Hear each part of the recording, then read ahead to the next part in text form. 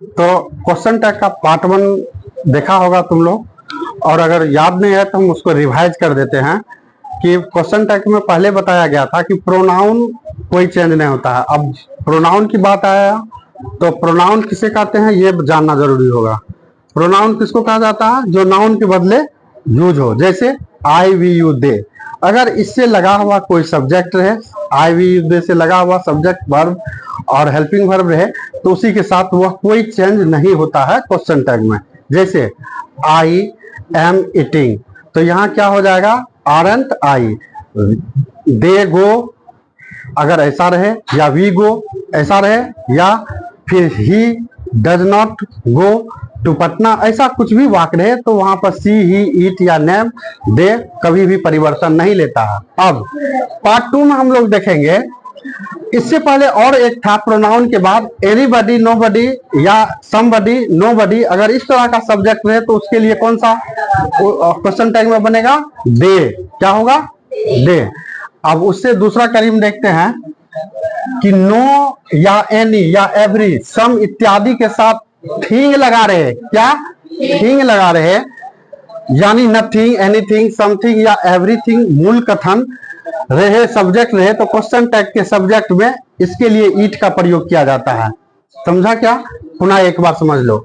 No, any, every, सम या thing, यानी कि नथिंग, एनीथिंग, समथिंग या एवरीथिंग सब्जेक्ट रहे तो क्वेश्चन टैग के सब्जेक्ट में ईट का प्रयोग करेंगे। कितना बात क्लियर हो गया? अब एग्जांपल के थ्रू जानते हैं। जैसे everything is clear to you, तो क्या हो गया? एवरीथिंग के लिए तो यहां पर बताया गया ईट। ठीक, अब देखना है कि क्या है इज, तो ये अफर्मेटिव में है, इसको क्या कर देंगे? निगेटिव बना देंगे। तो क्या हो गया? इजंट ईट। ठीक, दूसरा देखते हैं। Nothing could be done, could eat. Nothing के लिए ईट और कुड है तो कुड प्लस नॉट बराबर कुडंट, तो क्या हो गया कि कुडंट ईट। ठीक उसी तरह something is to be done, isn't it, और anything can be done for them. अब इसके लिए एनीथिंग के लिए सब्जेक्ट क्या मानना था? ईट, जो कि रोल नंबर इसमें बताया गया 4 में। और क्या हो गया? कैन है तो कांट और ईट।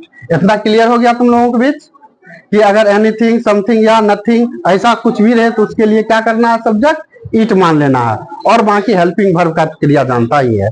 ठीक, अब अगले तरफ देखते हैं अगला रूल क्या कहता है। वहां थोड़ा बहुत चेंज होगा। क्या है? 5वां हम देखते हैं। यदि स्टेटमेंट का subject all of us, none of us, one of us, any one of us, some of us, most of us, every one of us, तो either of us, neither of us ऐसा रहे तो question tag के subject क्या होगा? के रूप में वी आएगा। क्या आएगा? सब्जेक्ट के बदले क्या आएगा? वी आएगा। यदि अस के बदले यू आए या देम रहे तो क्वेश्चन टैग के सब्जेक्ट के रूप में यू और दे आएगा। अब रहा एक एग्जांपल दिखाया, तो all of us can do this, तो इसका क्या हो गया? कैन का तो कांट हो गया। हाँ, अफर्मेटिव में है तो निगेटिव कर दिए कांट, और ऑल ऑफ अस रहे तो उसके लिए क्या आ जाएगा? Subject we.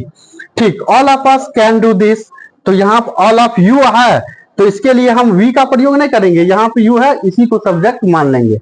ठीक ना? तो क्या हो गया? Can't you. और all of them can't do this, तो यह क्या हो गया? Can't they. ठीक इसी तरह मोस्ट ऑफ अस देखे तो अब हमको आगे की रीड करने से पहले देखते हैं। मोस्ट ऑफ अस है, इसके लिए सब्जेक्ट क्या लगाएंगे? क्या लगाएंगे इसके लिए सब्जेक्ट? वी। अब क्या हो गया? ये हैवंट वी। और आखिरी एग्जांपल है most of you have read the book, haven't you. तो यहां पर कंफ्यूजन नहीं होना चाहिए। अगर जिसके अंत में अस लगा है तो वहां वी सब्जेक्ट मानेंगे, और जिसके अंत में यू है तो वो यू ही सब्जेक्ट रहेगा। तो कुल मिलाकर हमने तुम लोगों को 2 रूल बताया। अगर एनीथिंग, किसी भी एनीथिंग, नथिंग अगर ऐसा लगा हुआ रहे तो उसके लिए सब्जेक्ट इट को मानेंगे, और उसके लिए दूसरा क्या है? ऑल ऑफ रहे या वी ऑल ऑफ अस रहे उसके लिए सब्जेक्ट वी या यू रहेंगे। ठीक, तो इस तरह से ये दूसरा वीडियो बना है। ये ज्यादा देर ना हो इसके लिए यहीं पर क्लिप करते हैं।